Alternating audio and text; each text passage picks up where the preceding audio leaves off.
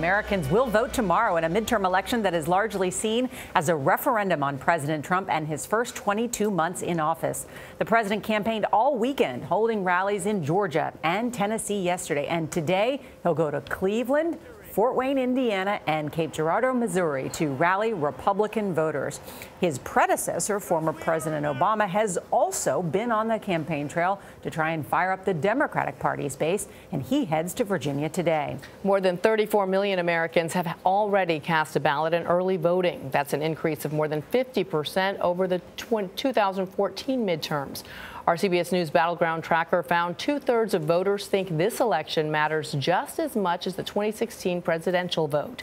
Another quarter say the midterms matter even more. We have correspondents across the country watching the most important races. And here in Studio 57, we're joined by our own Nancy Cordes and Anthony Salvanto. We begin, though, with Major Garrett at the White House. Major, an important week indeed. Good morning to you. Good morning to you. The atmosphere here at the White House, edgy and uncertain. Anticipation on the Senate side, a fair measure of dread looking at the House races. Here at the White House, there's a sense that 2 or 3 Senate seats could be picked up by Republicans, possibly more. But they know here at the White House, House losses will be suffered. The big question, will the president's frenetic campaign schedule be enough to save the House Republican majority? Nobody here seems to know for sure. I need you to vote for a Republican House and a Republican Senate. At multiple rallies Sunday, the president relied on economic gains and border fears. They want to impose socialism on our country. We will keep the criminals, drug dealers, and terrorists the hell out of our country.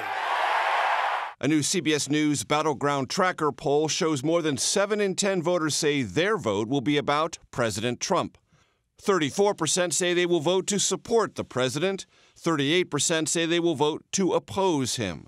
With so many people in the House, it's very hard to make those stops. Before leaving the White House for 2 Sunday rallies, the president again focused on the Senate as a protective barrier against a blue wave in the House. My primary focus has been on the Senate, and I think we're doing really well in the Senate. Former President Obama joined the weekend political frenzy with a rally for vulnerable Indiana Democratic Senator Joe Donnelly. You get to vote in what I believe will be the most important election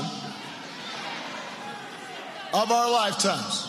On that, the two presidents, different in so many ways, almost agreed. I don't know if I rate it more important than the last election, 16. But it's right there. But their partisan differences remain clear. They've racked up enough indictments to field a football team. Nobody in my administration got indicted.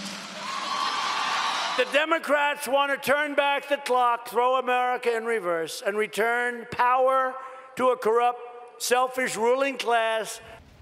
5 people associated with Mr. Trump or his campaign have been indicted. As was mentioned, 3 campaign rallies today, the most aggressive midterm presidential campaign push in nearly 30 years. Whatever the result, neither the president's energy nor his strident immigration rhetoric will be forgotten.